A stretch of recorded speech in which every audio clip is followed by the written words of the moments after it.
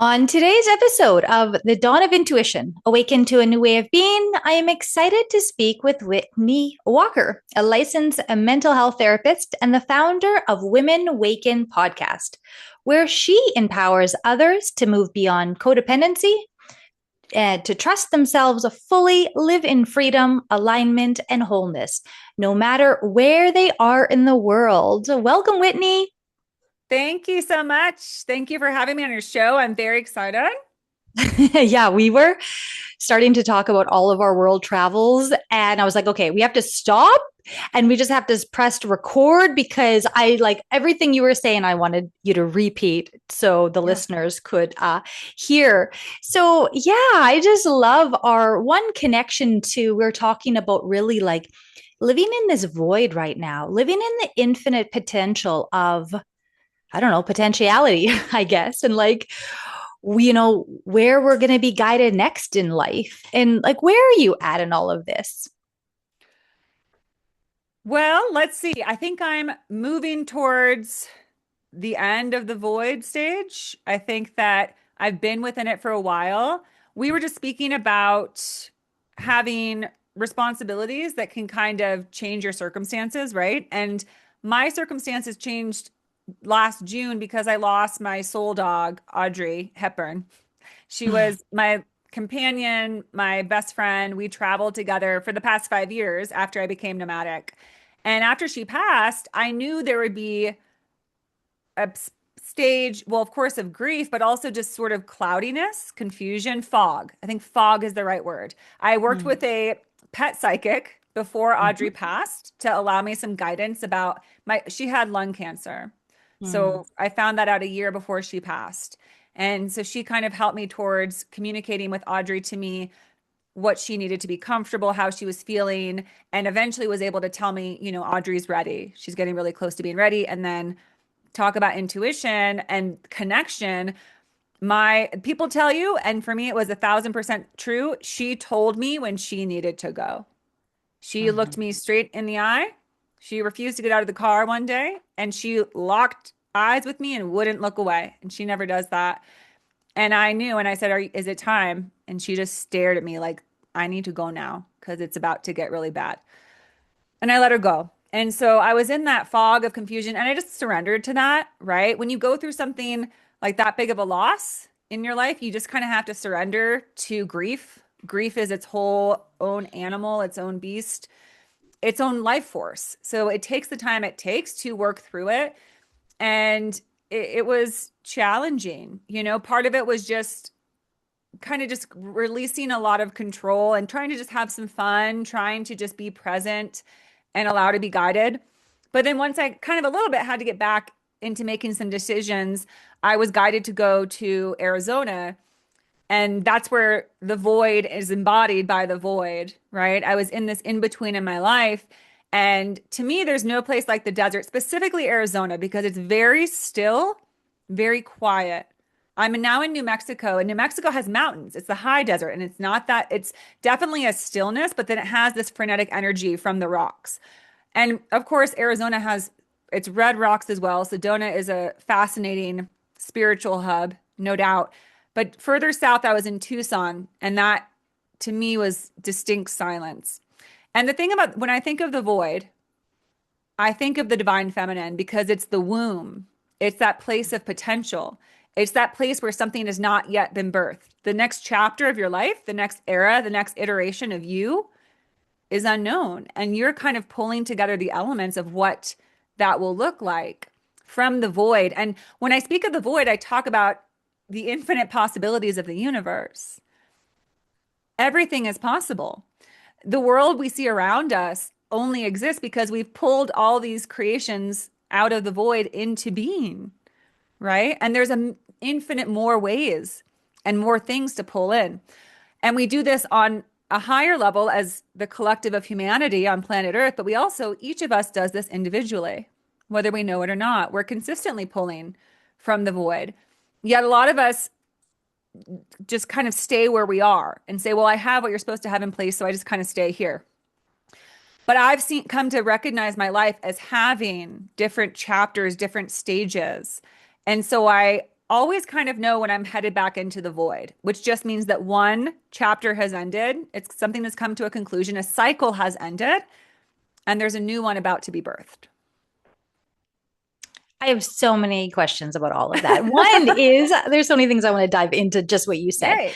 Cool. One was you said I was guided to Arizona. And I understand that, but I want you to explain a little bit more in detail how you specifically were guided to Arizona. Yeah, absolutely. Can I give a few examples of what I would call clairaudience, but also guidance, intuition? Yes, this is what I want. Like, because I teach through storytelling. So all I share is like, oh, a day in my life is my intuition. And because it's normal for me.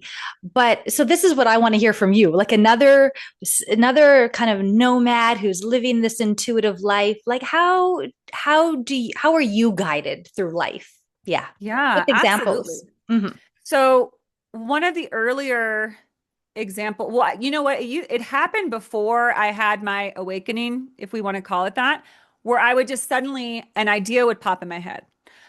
In 2019, it was getting close to the end of the year, and suddenly I lived in California, in Northern California, and suddenly I thought I need to go to Mount Shasta. I need to go see Hmm. Mount Shasta. Well, if you know Mount Shasta, it's actually considered to be the root chakra of the world. And Hmm. I'd be curious if you've been to any other chakras because I we haven't gotten to talk about where you've traveled. I'm very curious to know. But Earth itself has several chakras, all Hmm. chakras, right? Glastonbury in England is one of them. That's the heart chakra. What were I have this great oracle deck that actually lists off all the chakras. I won't name them out, but my point I'm is, going to look this up right now to see if I've okay, been to cool, any of cool. Earth's chakras.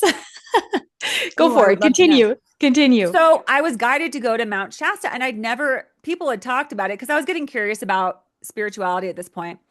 And I just went. And after that, my awakening really began.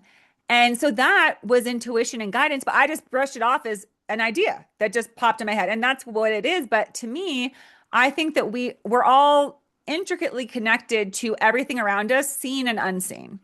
So when you get guidance, it's often I consider it to be a little whisper, whether it's your intuition, which to me is your soul, your guides or guidance, which to me is angels, ancestors, guides that are with you that are trying to offer from the other side, the spiritual realm, your information for you while you're in the physical, which is a difficult place to be. So they're kind of, just sort of ushering you along, like, you can do this. Let me show you what might be advantageous. So that was one example. Another time when I actually was more communicative with my guidance, because I started realizing like, oh, these nudges, this intuition is actually like a team I have that's working with me. And it's my soul, right? Trying to show me my divine path, like my soul purpose. Like, what did I really come here to do? Well, keep following the breadcrumbs and you might just figure it out. So before I became nomadic, I had started my private practice online after COVID, right? So I lived in a 300 square foot studio, day in, day out, just days full of clients, always on Zoom. I was going crazy, just, we're not supposed to be on computers that much, right? It No. gets to you a little bit. Hmm. So, and then one day I realized I was like, you could do this from anywhere and you could just pick up and pack up your car and go travel the country and do this. And I got up to go to the bathroom and I heard as clear as day, and I'll explain more about this because I think there's a distinct sound that clairaudience makes. But I heard leave before the end of the year. And this was in August. And I was like, what was that? And then I just knew intuitively, I was like, that's right. I can wrap things up in the next 2 months. I can pack up and I can be on the road by October before it gets too cold, blah, blah, blah. So, what I always offer people is that guidance is angelic or divine soul, all one and the same. You'll know when you're receiving guidance if it's clairaudience because it's almost just like a breeze. It's just like a very gentle thing that just floats past your ear. It's not necessarily something you hear, but you do hear it almost in your mind, but it's always very gentle. Because people question, is it my intuition or is it anxiety? To me, Hmm. don't be wary if something kind of yells at you. To me, and this is just my personal belief, everybody has their different understandings.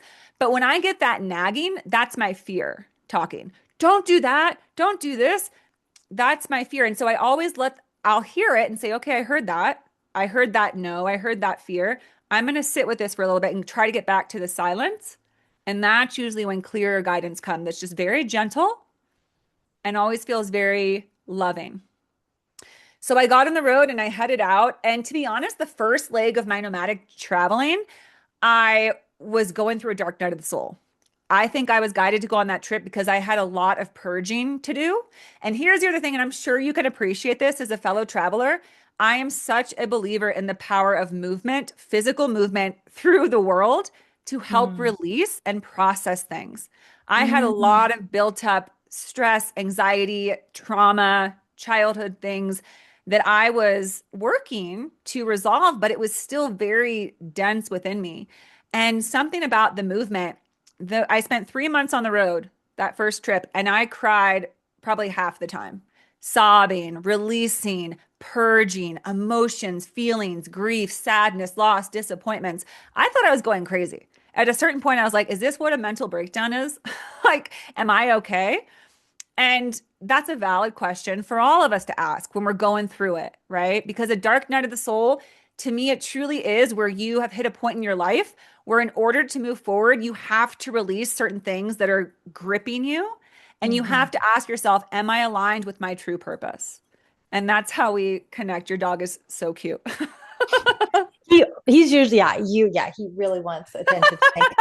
Um, it's so fascinating what you're saying about yeah, I'm clairaudient too. And so I really relate to that. And I'm always trying to share that on my podcast as well. Of like, it took me years to know the difference between my mental chatter and my really neutral, loving, balanced, clairaudient message, the messages. But it's interesting what you said, which really resonates with me how the intuition, even though it's like the most loving, angelic, guidance for our life, it can lead us to bringing us to our dark night of the soul. Because I've been judging my intuition lately. I'm like, I'm getting these beautiful messages. I'm following. I'm doing, and I'm walking into certain circumstances and things that haven't been fun lately. And I also listened to your podcast that was just released today about really the ending of the snake and really like, okay, the shedding of the snake. It's like, it doesn't always have to be pretty. Like, this is the last couple weeks of and it's like, oh, yeah, but intuition can actually bring us to even deeper cleansing and shedding and releasing, which gives me some peace of mind because I'm just like, what's wrong with my intuition? Why isn't it leading me to like bliss, But, I guess we have to go through it sometimes. Completely, completely. And I had to learn that. And I absolutely had to pass through that fear of, oh my gosh, did I lose touch? Have I lost contact with my angelic guidance? Because why did I get led into this shitstorm? Why is everything falling apart? Why do I keep meeting people that are really hurtful and mean to me? Mm. And I speak about this a lot in my show, but the revelation I had one time was that we ask the universe for something, right? We ask our guidance. We say, what my desire is to have great success. I really want to be Mm. successful in my field. And you think, just like you said, that looks like, then we're going to give you the fast track to bliss. But guess what? If you want Mm. to be a professional in your field, it's like the coal into diamond, right? Like Mm. you need nothing happens without grit. Nothing Mm. happens without friction. So you ask the universe, can I please have a beautiful relationship? And it says, yeah, sure. But first, you're going to have these very challenging ones to help rid you of the tendencies and habits that keep you going back to unhealthy relationships. And Mhm. I know this all too well is that this pie in the sky relationship is a healthy version of me. And my guides are gently saying, I can see what you don't, which is that you're really still stuck on these things. That if you got into a healthy relationship, you wouldn't know what to do. And you wouldn't maybe even be able to be within it because you still have these beliefs about yourself that are holding you back. Right. So then the Like what universe, though? Like what in a relationship? well, so for example, I have the last three people I've dated were complete liars. And I knew Oh. it. And they showed me right up front who they were. And I still said, I want to give them a chance. I want to give them the benefit of the doubt. And then very quickly, it showed that they were not people of integrity. They were Mm. not people who were going to treat me well. They were Mm. not people who were evolved or healed. And most importantly, they were people who did not like themselves. And they mask that with ego, with pride, with putting others down. And all of those things indicate not a match, right? Not a match. But I clearly, if you still choose someone, it means you still don't quite yet know your value. You Mm, still don't know your, because a healthy person would mm, meet someone, and the first time that person disregards you, doesn't value you, doesn't make an effort for you, you'd feel like, ew, no, mm-hmm, this is not. But someone who that feels right to, mm-hmm. that means that they don't know their value. And I'm sad to say it, I'm 40 years old. I'm a therapist. I should know this shit, but I'm very honest. I don't think there's any benefit in painting a picture that's not accurate. And I'm Mm-hmm. proud of how far I've come, and I'm happy to talk about it because I'm far from alone in this. Yep. Women are really having their own personal evolution of recognizing that for so long we were told that we're basically worthless aside from being someone's spouse, wife, a mother. We're finally reclaiming our identities as, honestly, women are remarkably complex and multifaceted beyond the male. And that's not an insult. It's just the male is a less complex creature.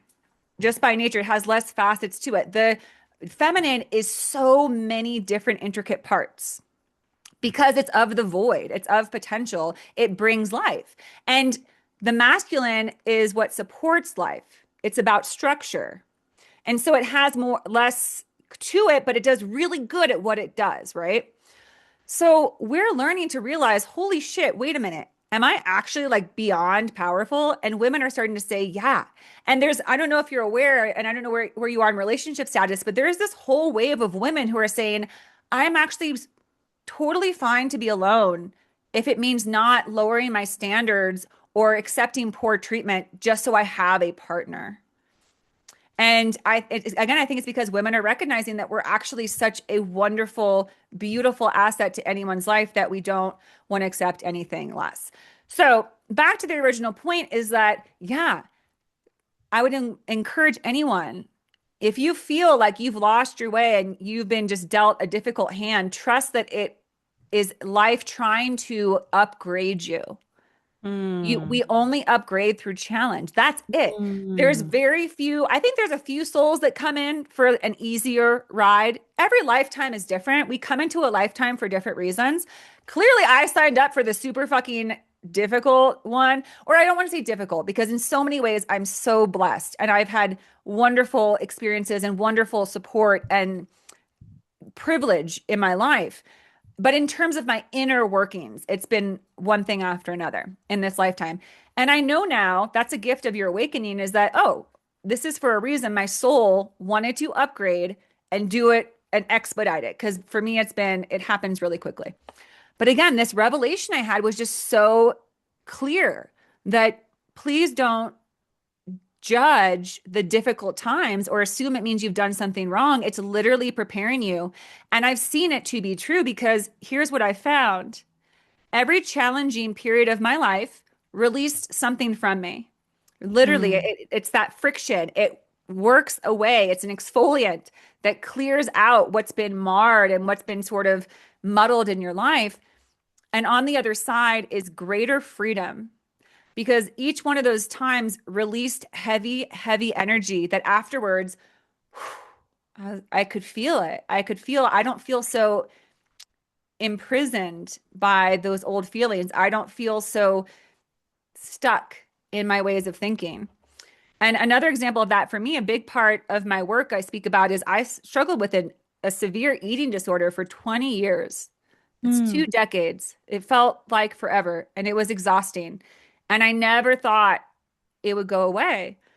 And through all this work I've done in the past 10 years, something shifted inside of me.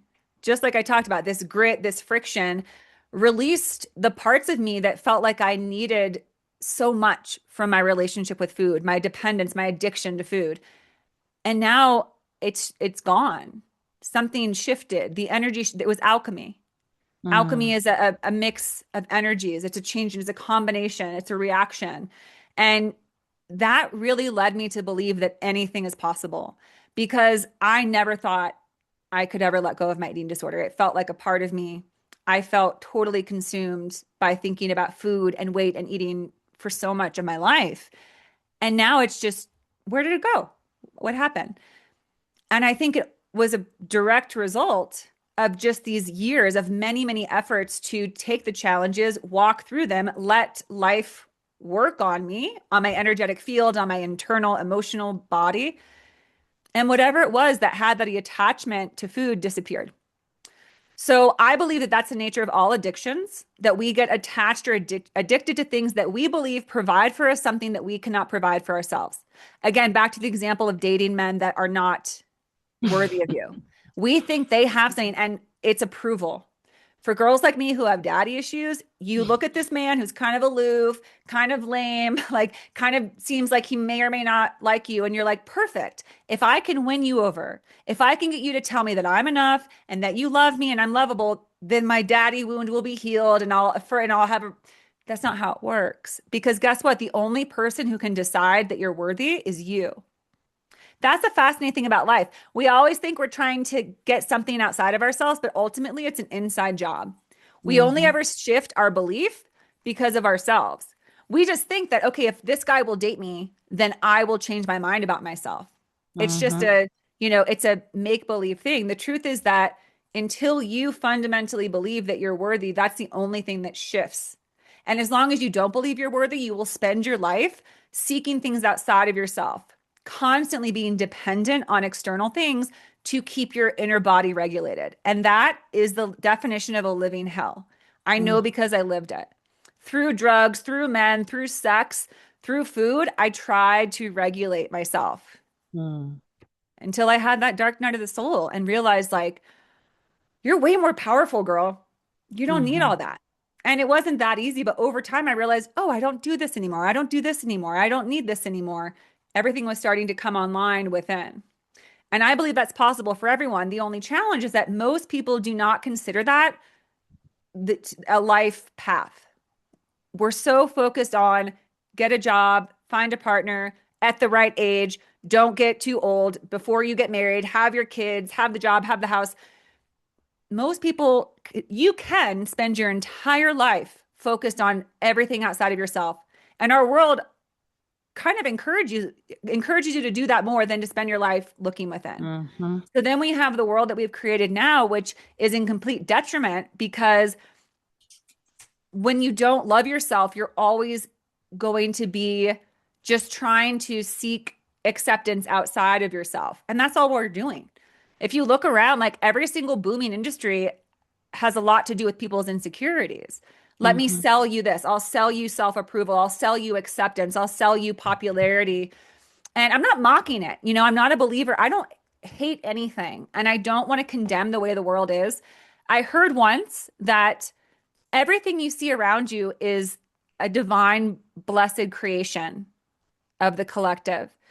And it's kind of akin to, or it's the same thing as inner child work, or what I prefer to call it soul retrieval. When something bad happens to us, a trauma, it can be so hard to reconcile that truth that we almost try to cut it away, right? We try to cut that. We say, I don't even want to believe that that happened. I don't want to remember that. So I try to keep it away like a locked, secret in a closet. But that thing is a part of you. So it will always have this frequency, this desire, this pulsating like a tumor. It's going to bark and make a lot of noise until you welcome it back. Right? So inner child work and soul retrieval is when you go back and welcome that part of you, right? For example, I was badly bullied for 7 years when I was a teenager, just incessantly. And I hated myself. That's where all this started. I decided you are so worthless. Like, I hate you because you're ugly. That's why they bullied you. Why did you have to be like this? So I locked myself away in a closet and told myself, you'll never be worthy. And then when I learned about soul retrieval, I recognized, oh, I have to go rescue that little girl who still believes that she's not worthy just because people were mean to her. That's soul retrieval.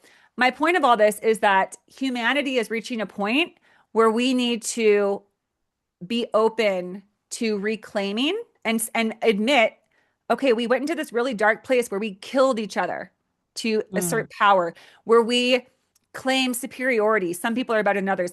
And it's like we don't want to face how awful the things we did are. So we just keep pushing forward without reclaiming that. And that's the only that will turn the tides of humanity is when we take the time to pause and say, wait a minute, can we collectively acknowledge what we've decided to do and see if we can change that so we can reclaim the parts of humanity that we've dismissed and the mistakes that we've made and the things that have happened to us, the traumas that have incurred. So I'm a big proponent of looking at the micro versus the macro because that's what this is. Everything you experience as an individual is also, you can look at it from the collective level, right? Mm. Humanity and you. Humanity itself is facing a dark night of the soul. Mm. Everything is in chaos, but let's be real, it's been going on for a long time. The Mhm. atrocities of the past 100 years are innumerable, Mm. immense. The things that we have done in the name of what? In the name of power, in the name of greed, all of these things. So, my point is that all of this comes back to you have the power, anyone listening, you have the power to make yourself into a presence on this world that can begin to change the world. When you decide to do within what you'd like to see on the greater scale outside of you. Like the Gandhi quote, right? Be the change you want to see. And that's Mhm. my big, anybody who's like, gosh, I'm so frustrated with everything I see when I turn on the TV, this or that. My thought is, well, what would you like to see? And whatever you'd like to see, do that, embody that. If you want to see people being kinder and more honest to one another, so we can actually work towards solutions, do that in your life. Be honest. I challenge everybody to try and not lie for a day. I would say a week, Mm. but if you try for a day, you will see, oh damn, I just lied and I don't know why. Or I just lied because if I told the truth right there, it would have gotten me in trouble or I wouldn't have gotten what I wanted. And that's very important to look at because then you face the reality of what humanity created, which is a lack of transparency because truth creates a lot of friction at first.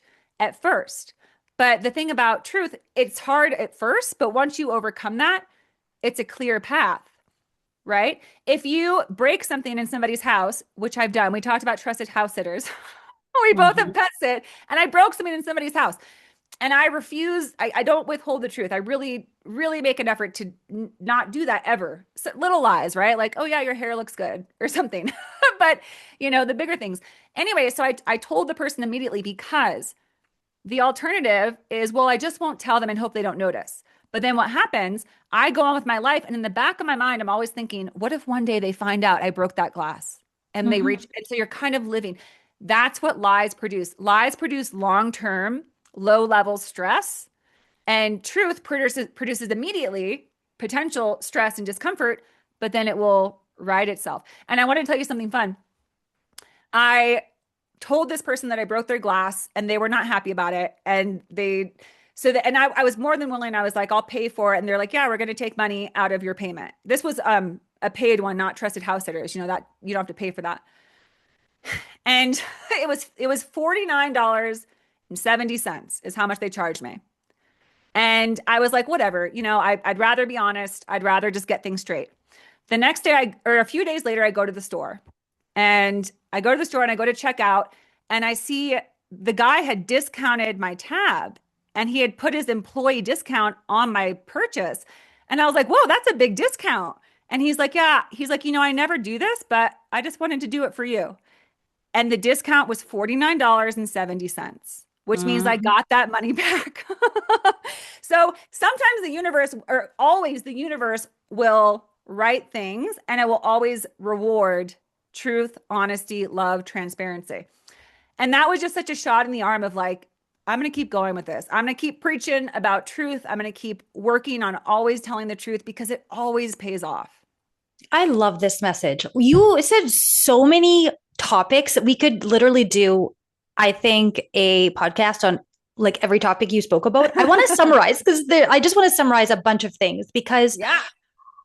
I hear you. And in my podcast, I'm always talking about authenticity. And even like I would go to these like weekend authentic relating weekends and we'd have like a group of, I don't know, 20 people had to be authentic 24/7. And it's literally impossible. It's like, how are you? And it's like sometimes you're not at capacity to just really authentically say where you're at all the time. And these are like micro lies. But again, I remind myself like wherever you go, there you are. So even if you're traveling the world or whatever, you witness your integrity with your word and your actions and your words at all time. No one else does. So you need to be authentic and have integrity with yourself. And then often in my podcast, I'm always like, you're talking about the atrocities of trauma in our ancestors and in the past. And is like, and I feel that. And I believe in past lives. And I believe that I maybe may not have been able to speak my truth in past lives. In this lifetime, I say often on my podcast, I'm like, no one can silence me. I am speaking truth. I'm not saying bad things. Like we're saying beautiful things. We're all saying the same thing. It's like, that's why I love having these guests now because maybe someone will hear the way you say it in a different light than the way I say it, but we're all sharing the same message. And I'm like, I will not be silenced again in this life. And then as a summary, you brought up like the chakras of the world. I'm like, yeah, I haven't memorized those. So I just did a quick search online while you were sharing that. And I invite all the listeners, do your own search. There are places on the earth that I can't even pronounce, so I don't want to read them out incorrectly. I'm a bit shy, but I find this very interesting that the throat chakra, which is a very big mission in this lifetime, is communication, authentic relating, intuition, all of that. Well, for me, intuition is more maybe of a crown chakra, but maybe just I don't know. It's just for me, the throat of speaking my truth. It is that chakra is at the Great Pyramid of Giza, Egypt, Mount Sinai, which I've been to all three. And I was just actually led to Egypt again for a one night stopover because my energy needed to be there. It was a Ramadan last year, and the whole like place was closed and there was like a moonlit over the pyramids and I felt the energy and I don't know, I had to be there and everything was rearranged with my flights. It was canceled and rearranged and I was inspired to like write a book about this, which is called Traveling with the Divine, because as a fellow traveler, like we're with the divine probably 24/7, like constantly with the divine when we're especially traveling. And even if our intuition is bringing us through a dark night of the soul, I just have never thought of that before. So thank you so much for that paradigm shift, because I've been like judgmental of my intuition. I'm like, have I lost my intuition? What's wrong with my intuition? Like I'm usually so clear and good at, yeah, my intuition's very clear. And I've been walking into some really intense situations, which I don't want. I don't want those situations. And I need to up level and I need to purge and I need to get into a different. And so it's helping me purge. And now, year one, when this is going to be on, when this is going to be live, we're going to be in year one and the year of the horse. And it's like, let's talk about that. What does that look like for you? Oh, yeah. Well, okay. Well, first of all, let's acknowledge that we're still in the last 2 weeks. And you said you listened to my podcast and we're in that final week of the shedding. And I was talking about that is that talk about, things on your path that you feel like, what the actual fuck? Why am I getting this challenge? Like, what's the deal? Did I do something wrong? Did I lose my way? Yet again, sometimes certain things have to, I also just believe that sometimes you just need to release your emotions. Most of our Mm-hmm. emotions stay stuck. Again, I think it could be a huge cultural shift in our future where it's a natural, and tribes do this, and it's much more of a native concept, but you literally shake out your emotions, right? I Mm-hmm. think it was Eckhart Tolle who wrote, I believe it's in The Power of Now or in The New Earth, where he said one day he was observing swans on a lake and they got in a Mm-hmm. little fight and they Mm-hmm. were upset and then they just shook themselves off and they were fine. Mm-hmm. Humans are meant to do that too. As soon as we feel an emotion, we're supposed to be allowed to feel it and shake it out of our energetic body and recognize it. But what do? We don't have time for that because, again, humans are so, we'll call it cute, but we act like we have to be all buttoned up and professional and have to keep a facade. We think that emotions are okay to push aside. Well, that's the other thing we're seeing in humanity right now is the detriment of believing that your emotions can just be ignored. Mm-hmm. Your emotions are the voice of your soul, and your soul will never force you to do anything. It's never going to override the choices of your mind and body and your free will. but it will always ask to be heard gently, right? Like the guidance. It'll ask for you to listen. It'll offer you something, but it's up to you to decide. So when we shove our emotions down, the soul's not going to fight back, but our body will start to react because our body feels all that tense emotion. And then, so yeah, I think that certain events are catalytic to release that. Just yesterday, I got in this argument with a dear friend of mine that I did not expect. It was just like, what, why are you acting like this? Like, why are you treating me like this? And it just brought this visceral reaction. And I just like kind of broke down. Cause just like you said, yes, the universe is helping us, but if you have enough challenges in a row, your body, mind, and soul are exhausted. And it will sometimes manifest as like needing to just scream, sob, ugly cry, all of those things. And that happened to me yesterday. And I was pissed because I was like, have I not done enough? Have I not done enough work? Why am I here again? But after it passed, I recorded that episode and I realized, oh, it's that end of the snake. It's the last bit of shedding. I needed to release that because guess what? If I didn't release that yesterday, that dense emotion would have carried on into the year of the horse, which you asked about. The year of the horse is about movement. Horse represents freedom. Mm-hmm. Freedom, movement, energizing, triumph, vision, moving ahead, forging the path. We all need this. And my deepest hope is that for all of humanity and every beautiful human being is that you get some relief this year because it's been a long 6 years. It's been a tough 6 years for everybody. And especially last year, really just, cranked it out. And we deserve to feel light again. We deserve to feel inspired. That's also the Mm-hmm. year of the horse.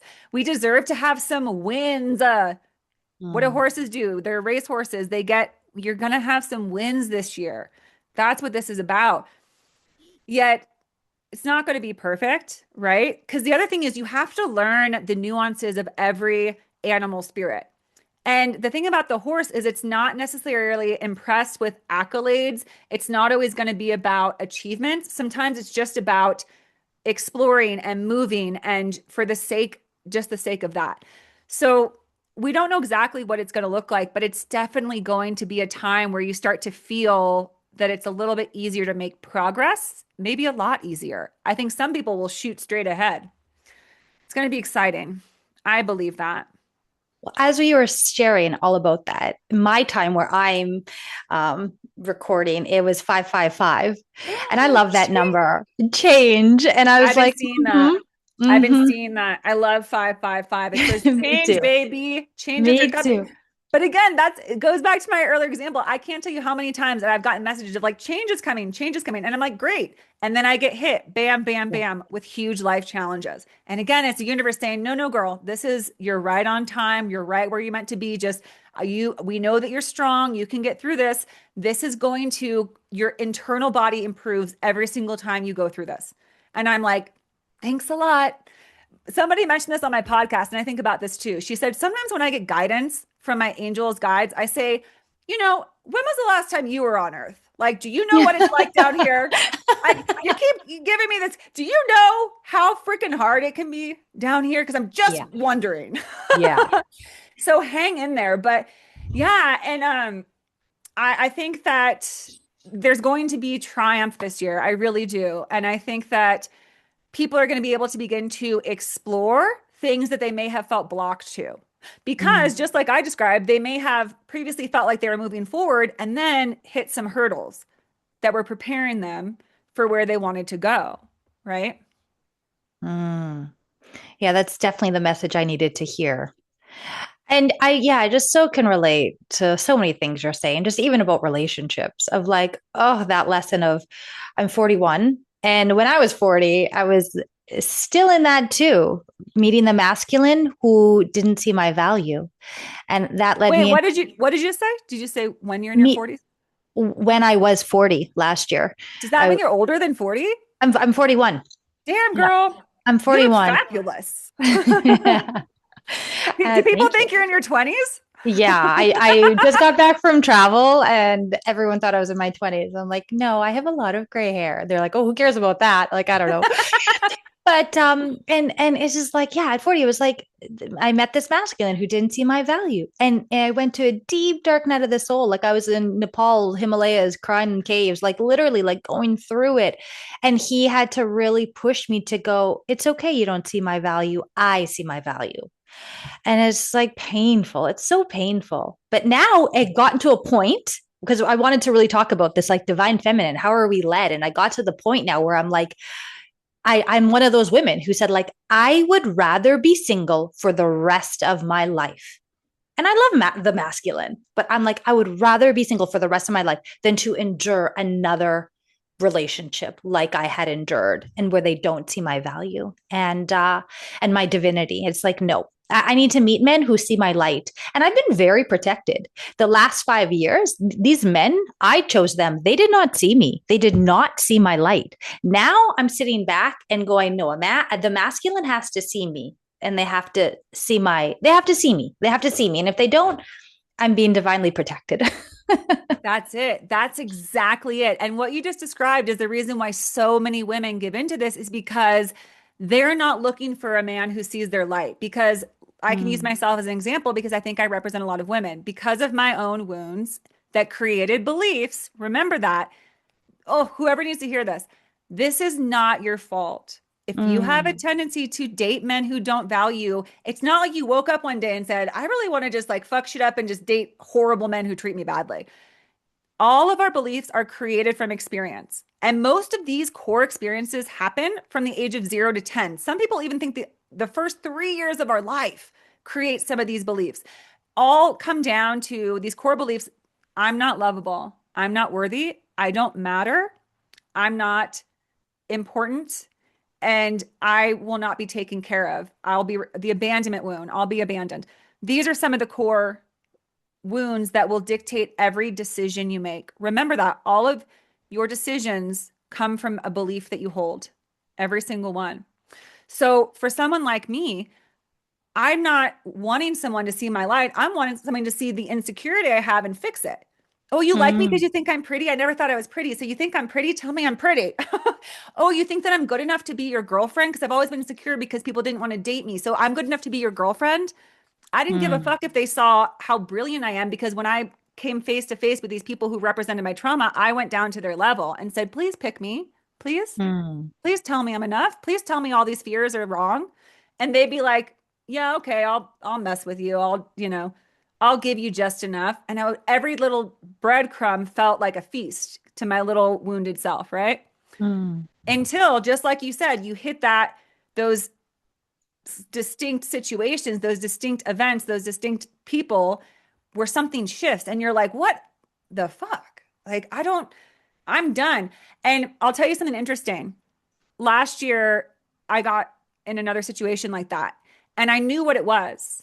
And keep this in mind if you feel like you haven't quite broken the cycle. This guy approached me and I knew he was not well. His energy, something felt off. And I was like, don't give him that number. Don't you give him your number. And then he turned his story around and gave this story about how he was a single dad and blah, blah, blah, blah, blah. And I was like, oh, maybe he is sweet. Benefit of the doubt. And I liked the attention. He was giving me so much attention. So that was soothing my little girl, right? My mm, insecure little girl. And I was like, well, maybe I'll just give him my number and see what happens, right? Fuck around and find out, as if I haven't done that for decades. My point is, it turned out that he was lying about all that. He was mm, married. He wasn't a single father. He lied. And there was nuances to that, but the point is, I let him come back and try to explain things. And after the lie, I took him back. But this time it was different because you know what I did? I said, "Hey," I talked to myself and I said, "Hey, you know you shouldn't do this, right?" And I said, "Yeah, I know." And I said, "But I'm going to do it anyways." I felt powerless in that moment. Addiction, right? I also got sober from drugs and alcohol 10 years ago. And I did the same thing several times. I would go out and I'd say, "Hey, you know this is going to go bad, right? You know that you probably should not take that drink." And I would say, "La la la," and I would take the shot. mm, Until finally I realized no one's going to make this choice for you. And eventually you have to decide if you want to keep taking the shot. So with this guy, I took the shot. I said, "Yeah, I know he's probably going to hurt me, but fuck it. Let's mhm, party." And I got hurt and I got lied to and I minimized myself and I let somebody treat me like shit once again. But here's the thing. I had to walk through it one last time with my eyes open because every step of that relationship, I would talk to me. I said, Whitney, you know why this is happening. You know what you did. You know you took the bait. You know you're trying to get validation. What's going on for you? How are you feeling? I also struggle with bulimia. Same thing there. The last bout of bulimia I had 5 years ago, I had been abstinent from it for a while, and I was dating this guy who brought up anxiety, and I binged and I purged. And I sat myself down after. I said, "You know what you just did? Why did you do that?" And I said, I felt like I couldn't help it. I had a loving conversation with myself. But what I didn't do was say, "You idiot, why did you do that? You can't do that. You can't do it." I let myself go walk through it. Just like with this guy, I said, "You know you shouldn't do it, but if you're making this choice, make it mindfully." And let me Mm, tell you, after leaving that, I have not, just like you said, I've been hidden. The veil, I'm protected now. Men have mm, come around, but not as soon as I show that I'm trying, willing to talk, bam, the universe takes them out. It's like, nope, you're not. And I'm like, okay, thank you. It's kind of like training wheels. They're helping me to make, because ultimately I decide to not reach out to them again and not go with it. But I'm being assisted now. And I think it's because this last one I walked through with my eyes wide open. I think I'll be ready next time to say, I'm not going to take this shot. I'm not going to take mm, this low offer. I'm not going to be tempted into what I think is going to heal me or fix me because I don't want to go on that ride again. I don't want that detour. And I also keep in mind the man that I dream of being with isn't chasing validation, isn't mhm, still stuck in a place where they're just looking for someone to heal their wounds. They're dignified, they're strong, they've done the work to know, I know what I want. And to me, that's all that matters. If someone wants me or not, I don't care. But I know the woman that I want. That's hot. That's fucking hot. mhm, I'm mhm, ready for someone to look at me and be like, damn, that girl doesn't settle for shit and she knows what she wants and she's living her life, you know? mhm, But I've made peace with the girl who made a different decision all those times, who went after, because I don't blame her. I know why she made those choices. And now I'm at a place to say, if I can, because here's the key, we only change truly when we accept our past and ourselves. And that's what I mm, did this time. And that's how I got over bulimia. And that's how I stopped drinking was I'm not judging you for doing this. I'm just offering that maybe you might decide that you don't want to do this anymore. You don't want to hurt yourself. You don't want to self-harm through bulimia. You don't want to self-harm through binge drinking. You don't want to self-harm because mind you, these are all self-harm actions. Self-harm through dating somebody who consistently makes you feel dysregulated, anxious, questioning your worth, and scared. mhm, So many women find amazing women. The most amazing women you'll ever meet are probably sitting being like, okay, well, they haven't texted me yet, but it's fine. It's just I'll just wait like 5 more minutes. We do not, I swear it's our programming, like I said, from all these centuries of being told you are only worth how much a man desires you. That's it. That's your ticket to life. That's your ticket to security. That's your ticket to stability. But it's mm, not true anymore. We have to take our time gently and lovingly to rewire our emotional and mental avenues, our pathways in our brain to realize we don't have to compromise ever. We deserve high quality just as we are with our own abilities.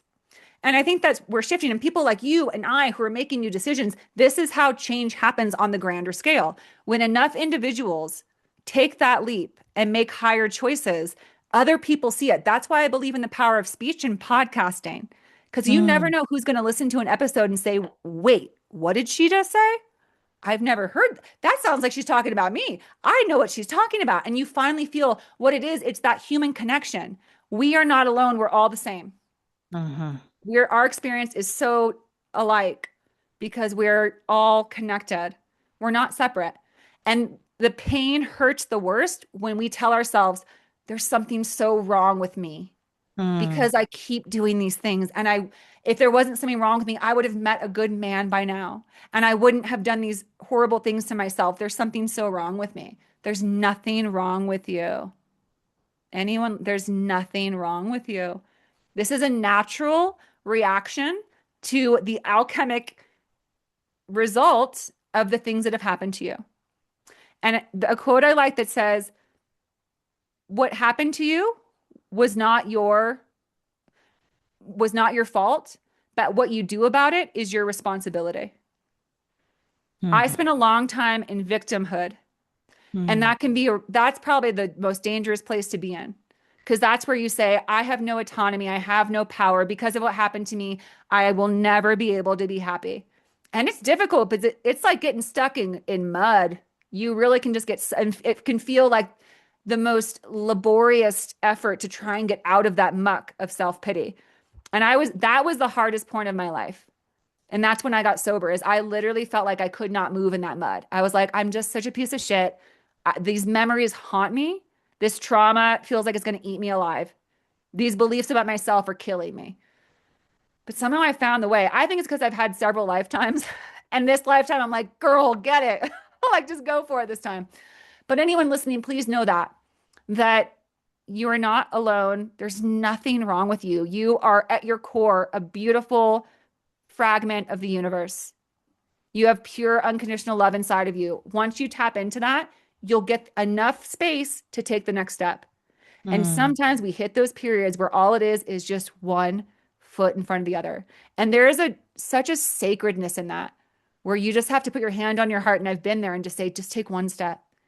Just get Mm. through this night. Just get through this hour. Just get through tomorrow. And then suddenly you realize, like, wow, things started getting better.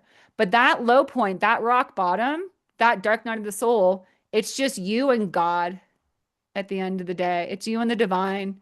And that's when you really kind of, I think that's what brings people back, is you hear something that says, you have it in you to survive. Don't stop here. So my heart goes out to anybody who's in that place. And that's again why I do the work that I do, is I wouldn't wish that on anyone, but I also just know how it's a part of our evolution and growth. I'm not even mad that those things happened to me, but I'm also now so freaking grateful to myself for getting through them, and for Mm. having that power to say, just keep moving, don't give up now. What a beautiful message that you're sharing, because I hear like to love yourself and to not blame yourself. Because I'm right now in an incident which is very unique for me, where I'm like really angry at myself. And I usually don't have anger. I'm usually good at following my intuition and doing all the things and taking inspired action. And so I'm feeling angry at myself lately. And it's nice to go, oh, yes, I don't need to blame myself. And it's the work of self compassion too, and self love, and maybe some choices that I'm not happy with that I've made, you know? So, Yeah, absolutely. Do you want to share at all about that, or to kind of shed light on that well, of your intuitive, experience?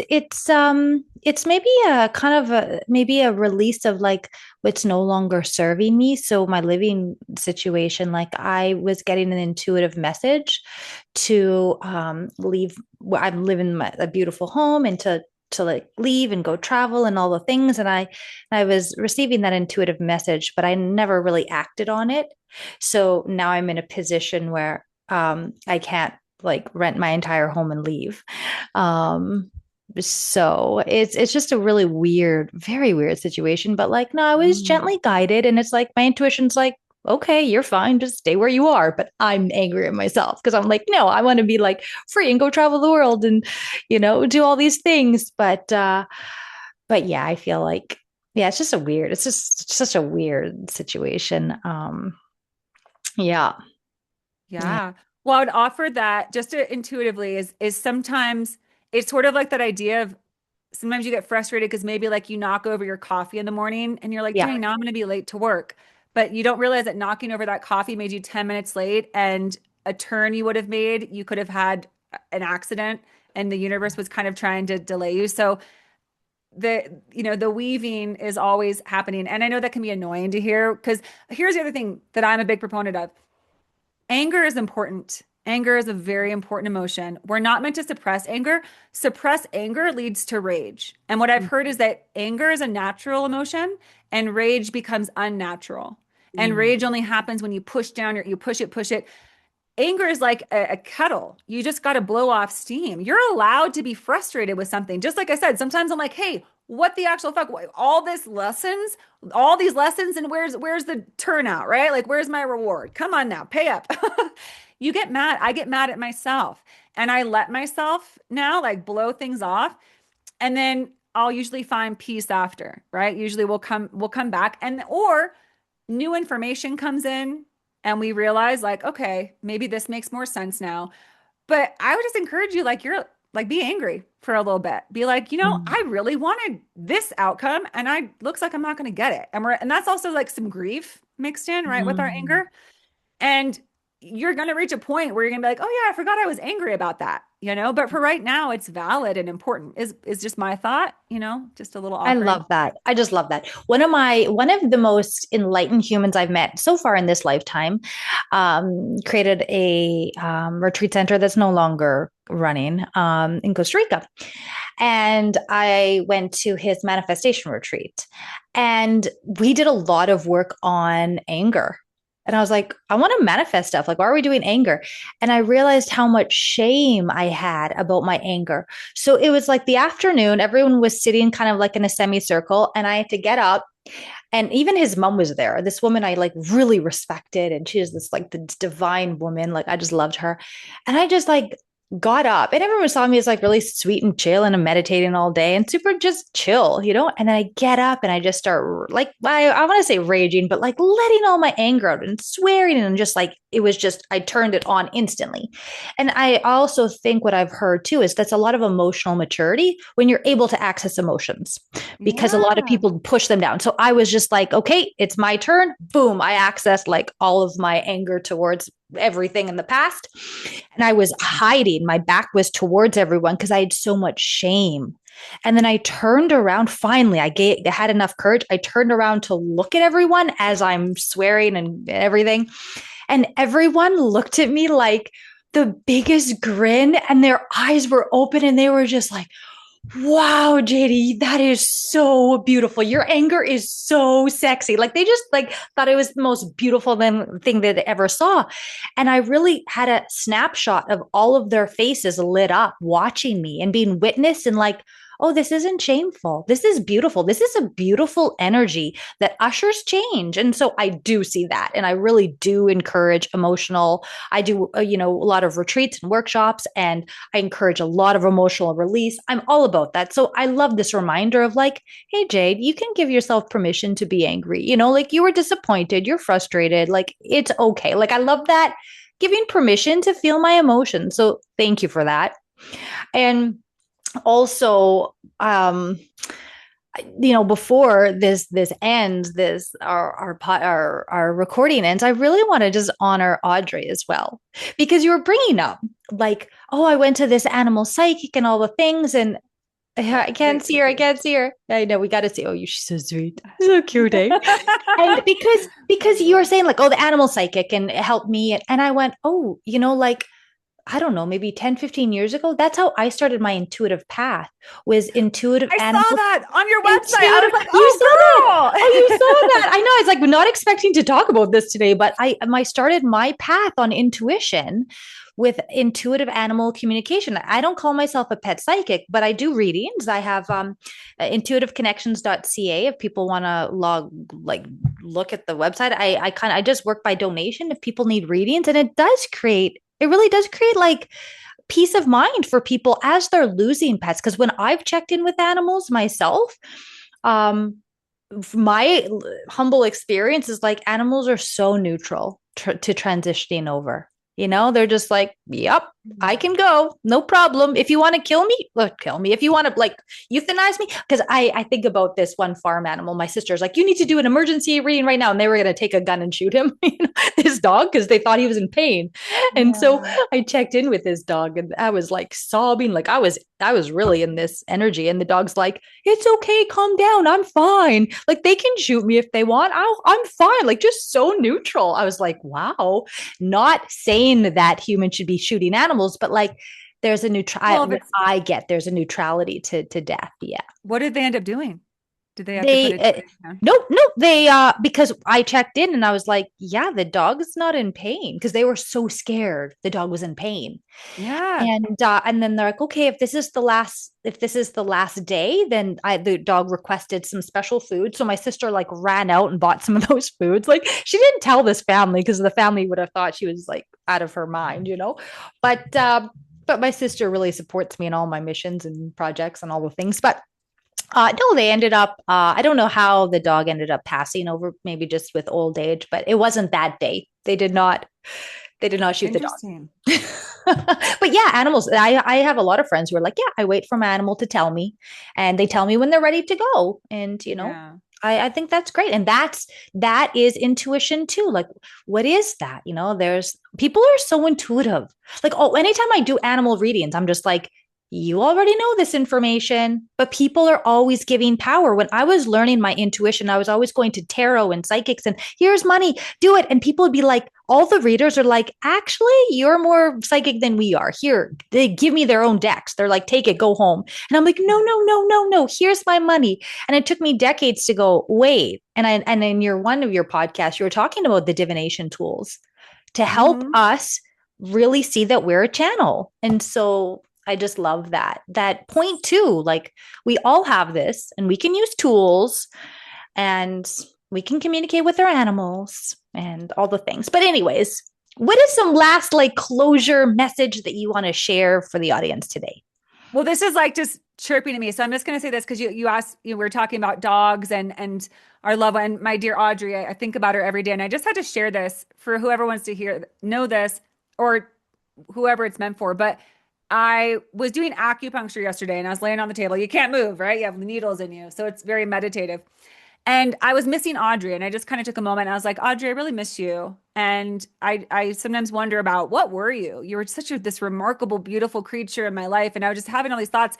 And then the words that came through was that Audrey was a reflection of your soul. Hmm. And I started crying on the acupuncture table. The guy came back. He's like, "Are you okay? Is it hurt?" I was like, "No, I'm thinking of my dog." But I just realized that, oh, that's like I couldn't, it's hard to put your finger on the gift that is, I say dog, but people feel that way about all kind of pets, but there's something about a relationship with a dog. But I think they are here to show us the true colors of our soul, to really reflect our soul. Because she was sweet, nutty, spastic, loving, gentle, funny. And I'm like, yeah, I get to recognize that I have those things. But here's the thing is that people have dogs who are not very spiritual and they might not know their soul very well in terms of ever thinking. Because again, we've talked about a lot about externals. People can spend their whole life on this planet just focused on their labels. I am a teacher. I am a mother. I am a daughter. I am a wife. And never ask about the aspects of their soul. And dogs or animals are kind of meant to just kind of reflect and be like, hey, this is actually what you really are underneath Hmm. all the other labels. So that's whoever needs to hear that. But the last thing I want to say is that I really like to speak to this and remind everybody I work with, anybody who listens to my podcast, that the greatest wisdom you can ever access is within you. And it's a beautiful thing to read and to learn and to connect and get guidance from others. But when more humans realize that you have just as much wisdom, knowledge, and understanding as anybody else, we start to again pull back our attachments to things outside of ourselves. One of the other things that keeps us so disempowered is believing, I can't make this choice on my own. I can't answer that question on my own. I don't have that kind of wisdom. I don't have that kind of understanding. Your own unique wisdom is inside of you. And I believe every human has a little facet of something that's meant to be expressed just through them in this life. I like to talk about humanity, every species in the cosmos, really, but we're here in humanity right now. It's like a mosaic.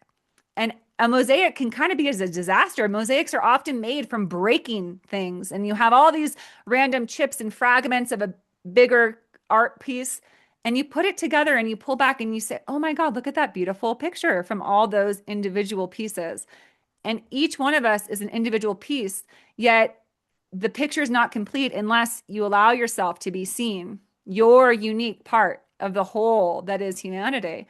So trust that you have your own wisdom within. Trust that you have access, like we talked about, to the void. Infinite universal knowledge is within you. Never Hmm. doubt that you can bring forth a beautiful creation, even if it's just something small, like creating the garden in your backyard you always wanted. That's a creation. You get to watch it grow. You get to have a relationship with that garden. We are all creators, and it's within you just as much as anybody else. I love that. So, how can people find you, work with you? They can find me. My podcast is Women Waken. And it's on all the platforms. I have a YouTube. It's on Spotify, um, Apple Podcasts. I've been doing it for 5 years. I have almost 500 episodes. So hopefully there's something in there for everybody. And I have an Instagram at Women Waken.